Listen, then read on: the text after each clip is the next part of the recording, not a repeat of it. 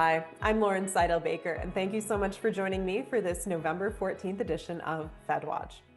The big news this week is that the government is turning back on. After this longest shutdown in history, we are getting movement. We will again get data, although it's not clear how long these data delays are going to take for us to finally get the releases that we didn't get. Will we ever get some of them? It remains to be seen, but the good news is we're flying less blind than we had been before. The data delays, the lack of new economic evidence coming from those gold standard US sources had been a critical concern just for how much information the Fed has to work with as they head into this critical December meeting. In fact, in a recent press conference, Powell called it driving in the fog, where you don't have full information of what's going on around you in order to make these important decisions. So more data is a good thing here. We want to see how the balance is shaping up between inflation on the one hand and labor on the other side. Because at present, there's very mixed messaging from members of the Federal Reserve.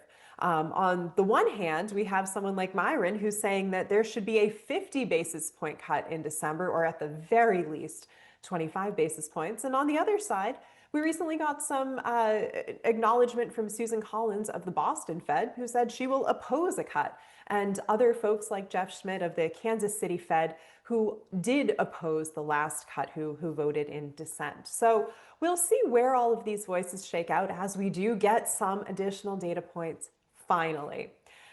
Additionally, this week, news broke that Atlanta Fed Chair Bostic is going to step down in February. That does create one new opening, although, as we've said in the past, there's no key man risk at this point.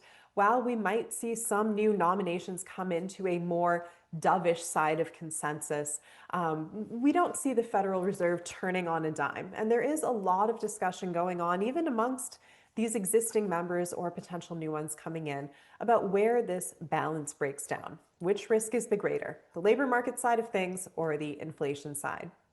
I really want to focus on the former of those two sides of the dual mandate today, talking about the labor market, and specifically one of the biggest issues of the moment, which is AI. We at ITR Economics get so many questions about how AI is impacting the labor market, and more pertinent to our purposes here today, does the Fed need to look at data differently because of these impacts of AI? I recently read a very interesting study that came out of Yale's Budget Lab. This was about the actual impacts. Is AI eroding the demand for cognitive labor in the workforce? Now, they specifically looked at ChatGPT. So they took the announcement, right, the release of ChatGPT as the starting point for the comparison going forward and backward. And it was fascinating to note they found no discernible disruption to the labor market as it exists today. So what they did more specifically is they looked at changes in the occupational mix. So the changeover in jobs, right? The types of jobs that are out there.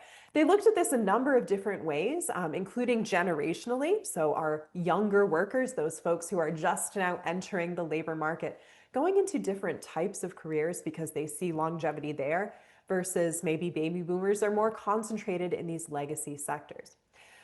It was interesting to note that the ChatGPT, or the generative AI case more broadly, it was a slightly more disruptive, so slightly higher than previous cases like the adoption of computers, which became widespread in the 1980s, and the internet in the 1990s, but it wasn't leaps and bounds above these prior examples. So we have seen previous rounds of technology come out and businesses and consumers adapt to them.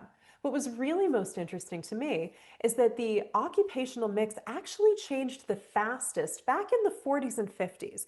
And if you, well, I don't think many of us were there then, but if you could remember back to that case, you would remember that there was a lot of technology, a lot of disruption happening at that time. We just don't tend to think of it in the same lens as something like ChatGPT does today.